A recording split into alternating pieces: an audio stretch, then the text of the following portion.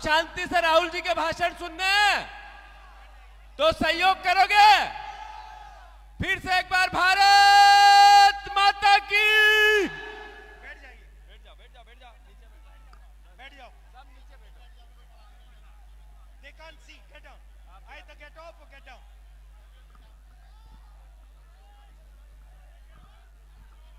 सारे को बैठना पड़ेगा, हेमंत नीचे बैठो।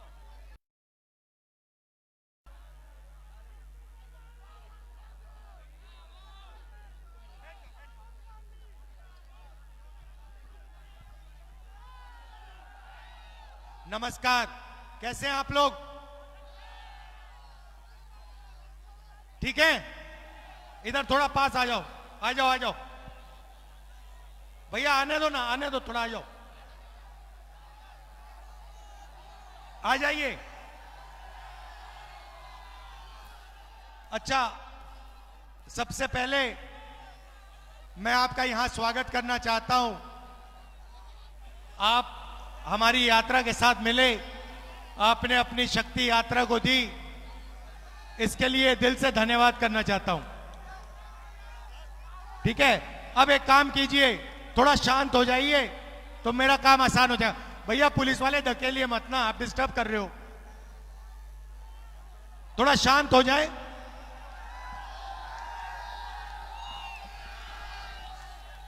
कैसे हैं आप? ठीक है, माइक सुनाई दे रहा है? अच्छा, शांत हो जाएं आप। देखिए, पिछले साल हमने भारत जोड़ो यात्रा की, आपने सुना होगा, कन्याकुमारी से कश्मीर तक 4000 किलोमीटर हम चले, लाखों लोग चले हमारे साथ। क्यों चले? क्यों चले? क्योंकि देश में भाई को भाई से लड़ाया जा रहा है, एक धर्म को दूसरे धर्म से लड़ाया जा रहा है, एक जात को दूसरी जात से लड़ाया जा रहा है। इसलिए हमने कहा कि कुछ ना कुछ करना पड़ेगा। मीडिया में हमारी बात तो आती नहीं है, आती नहीं आती? मीडिया में किसकी बात आती है? किसकी आती है? नरेंद्र मोदी जी की आती है, अंबानी जी की आती है। आपने कभी अपने आप से पूछा कि भाई मीडिया में नरेंद्र मोदी जी आते हैं, आते हैं, अमित शाह जी आते हैं, कभी कभी नड्डा जी आते हैं, है ना, फिर अंबानी जी आते हैं, अदानी जी आते हैं, मगर आपने मीडिया में कभी किसान को देखा, मजदूर को देखा, बेरोजगार को देखा? तो आपने अपने आप से कभी पूछा, भाई मीडिया में अदानी आता है, अंबानी आता है, मोदी आता है, अमित शाह आता है, मगर किसान नहीं आता? इसका क्या कारण है? मीडिया आपका नहीं है, मीडिया मोदी का है, अदानी का है, अंबानी का है। अच्छा, आपको मालूम है नरेंद्र मोदी जी ने पिछले 10 सालों में हिंदुस्तान के सबसे अमीर 100 लोगों को कितना पैसा दिया मालूम है? कितना कर्जा माफ किया? बताओ, कोई बता सकता है? कितना? 16,000 करोड़ रुपया। मनरेगा में कितना लगता है? एक साल मनरेगा को चलाने में कितना लगता है? ये भैया आप लोगों को मालूम होना चाहिए। एक साल में मनरेगा में कितना पैसा जाता है? कितना? 65,000 करोड़ रुपया। मनरेगा को एक साल में, एक साल चलाने के लिए 65,000 करोड़ रुपया, ठीक है? 10 साल में कितना पैसा लगेगा? एक साल में 65,000 तो 10 साल में 650, 6,50,000। 20 साल में कितना लगेगा? 13,000, 13 लाख करोड़। नरेंद्र मोदी ने 24 साल का मनरेगा, 24 साल का मनरेगा का पैसा हिंदुस्तान के सबसे अमीर अरबपतियों को 10 साल में पकड़ा दिया। गरीब लोग भूखे मर रहे हैं, इनका कर्जा माफ होता जा रहा है। किसान का कर्जा माफ नहीं होगा, गरीब का नहीं होगा, बेरोजगार का नहीं होगा। भैया तेरा नाम क्या है? जोर से बोल, इसमें बोल। शैलेंद्र नागर। नागर जी यहां ऊपर बैठो, जरा यहां बैठो। नागर जी एक बात बताओ, जी सर। आपका नरेंद्र मोदी जी ने कितना कर्जा माफ किया? कुछ भी नहीं। आपने कभी बैंक से कर्जा लिया? नहीं। बैंक अंबानी को लाखों करोड़ रुपए दे देता है, अदानी को लाखों करोड़ रुपए दे देता है। मान लिया बैंक का पैसा उठा के भाग गया, आपको बैंक ने पैसा क्यों नहीं दिया? बस दिया ही नहीं कभी। आप कौन से वर्ग के हो? मैं ओबीसी। आप ओबीसी वर्ग के हो ना? पिछड़े वर्ग के हो। आप जानते हो हिंदुस्तान में पिछड़े वर्ग कितने हैं?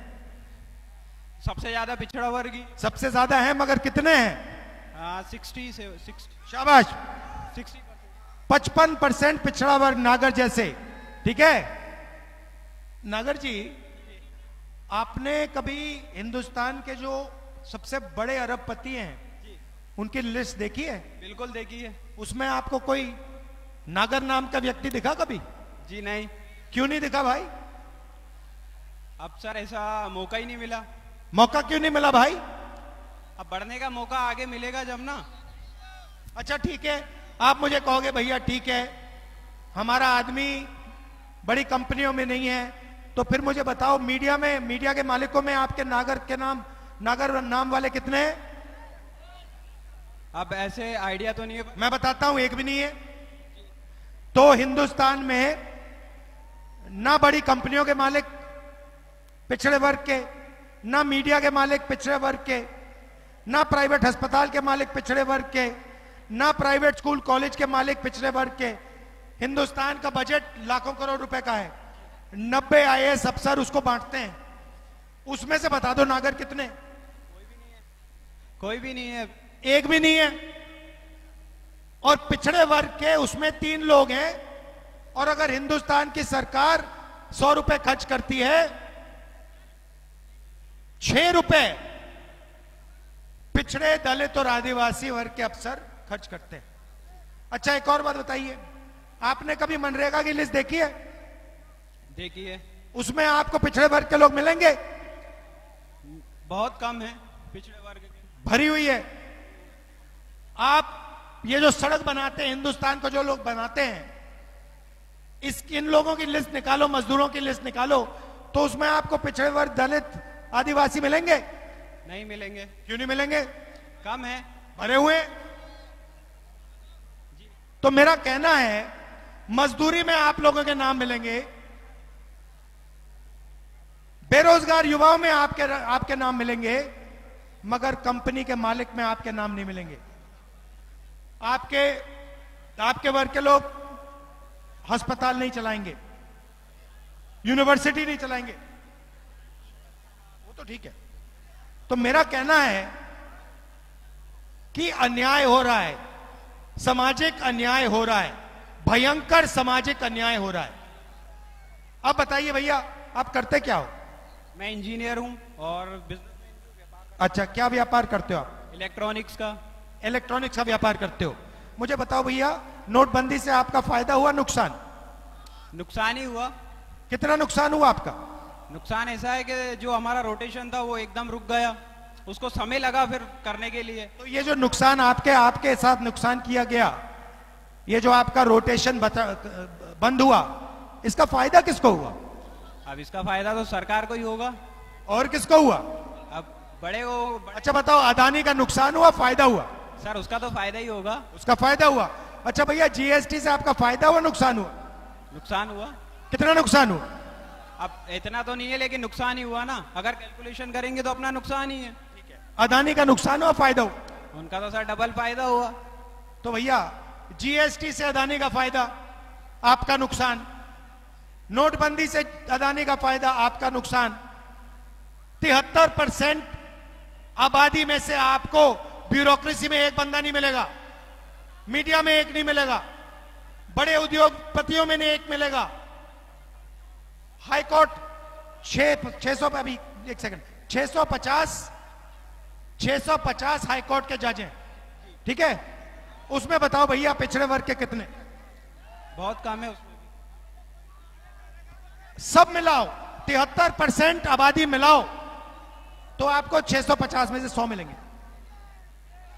तो आपकी भागीदारी कहीं है ही नहीं। और प्रधानमंत्री जी कहते हैं मैं पिछड़े वर्ग का हूं। मैं बताता हूं, आप पूछो। तो सर ये ओबीसी की जो भागीदारी आप कह रहे हैं तो ये कैसे बढ़ेगी? आपके हिसाब से कैसे बढ़ेगी कि ओबीसी की भागीदारी हम ऐसे बढ़ाएं? अब ये आपने काम का सवाल पूछा, सबसे जरूरी सवाल पूछा। आपको कभी चोट लगी है? बिल्कुल लगी है। आप कभी अस्पताल गए हो? बिल्कुल गए। जब आपको चोट लगी अस्पताल में डॉक्टर ने कहा भाई नागर साहब एक्सरे कराओ, हाँ कराना पड़ता है ना?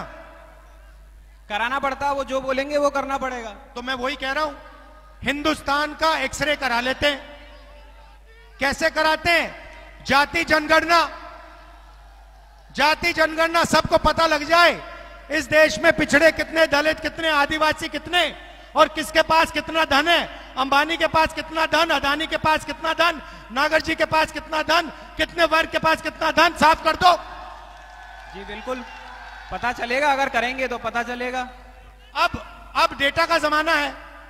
आप छोटा व्यापार करते हो? मैं छोटा ही व्यापारी हूं। आप डेटा को समझते हो? जी बिल्कुल डेटा को समझता हूं, मैं इंजीनियर हूं। डेटा का जमाना है तो मैं सिर्फ एक बात कह रहा हूं भैया, साफ कर दो, एक्सरे कर दो, डेटा निकाल दो, पता लग जाएगा पिछड़े वर्ग के पास कितना, दलित के पास कितना, गरीब जनरल कास्ट के पास कितना, अदानी के पास कितना, अंबानी के पास कितना। यही बात है।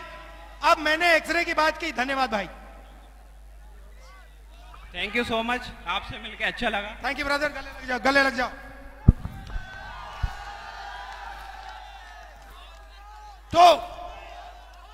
तो मैं बस ये कह रहा हूं, एक सेकंड, मैं बस ये कह रहा हूं भैया, मैं कह रहा हूं एक्सरे करा दो। और भैया मेरे हाथ में हो ना, बात सुन लो, मेरे हाथ में हो, आपने मेरे हाथ में दे दिया तो पहले मैं एक्सरे कराऊंगा, उसके बाद में एमआरआई कराऊंगा। मतलब पूरी निचोड़ निकाल दूंगा किसके पास क्या है, और उसके बाद सच्ची भागीदारी शुरू हो जाएगी। काम तब जाके शुरू होगा। कांग्रेस पार्टी क्रांतिकारी काम करती है। हम आजादी के लिए लड़े, हरी क्रांति के लिए लड़े, सफेद क्रांति के लिए लड़े, कंप्यूटर रेवोल्यूशन दिया। अब हम जाति जनगणना के लिए लड़ने जा रहे हैं और हम रुकेंगे नहीं जब तक हिंदुस्तान का एक्सरे और एमआरआई हो जाए। और हम आपकी मदद चाहते हैं कि आप हमारी मदद करके ये काम करवा दें। ये मैं आपसे कहना चाह रहा था। नफरत के बाजार में आप सबको मोहब्बत की दुकान खोलनी है, खोलोगे? बहुत बहुत धन्यवाद। जय हिंद। अच्छा एक सेकंड, भूल गया अग्निवीर की बात तो मैं भूल गया, और पेपर लीक की बात भूल गया। भैया यहां पे जो युवा खड़े हैं, आपका पेपर लीक हुआ कभी? ये देखो, आपको रोजगार नहीं देते, आपको अग्निवीर दिया, सेना से निकालने का काम किया, और फिर पेपर लीक कराते हैं क्योंकि ये किसी को सरकारी रोजगार नहीं देना चाहते। ये मैं आपसे कहना चाहता था। आप सबका बहुत बहुत धन्यवाद, और जो पुलिस वाले मुस्कुरा रहे हैं आपका भी धन्यवाद। जय हिंद।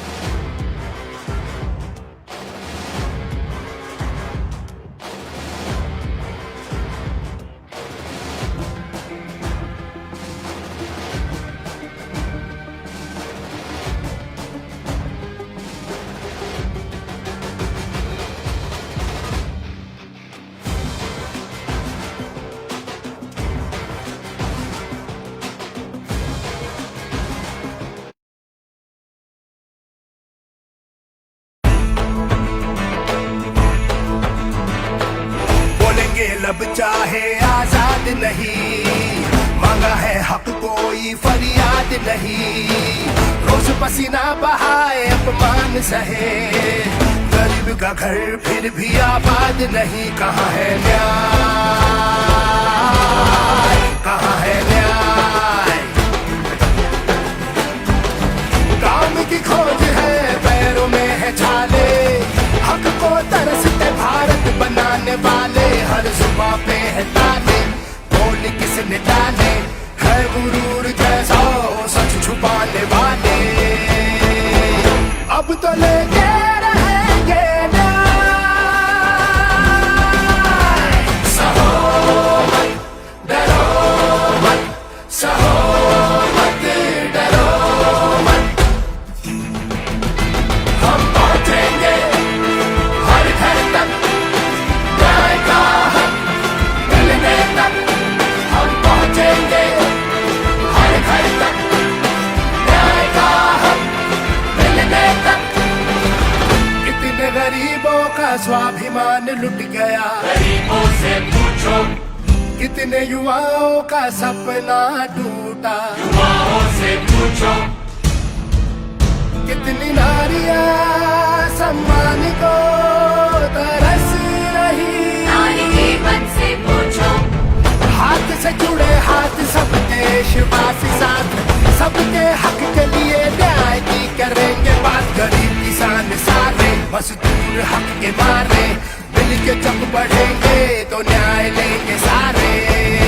हम पहुंचेंगे हर घर तक, गली मोहल्ला संसद तक, न्याय का हक मिलने तक, न्याय का हक मिलने तक।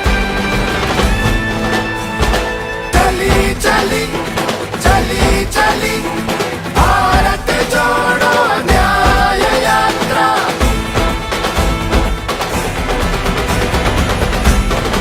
भारत जोड़ो न्याय यात्रा, पहुंचेंगे हम घर घर तक, न्याय का हक मिलने तक।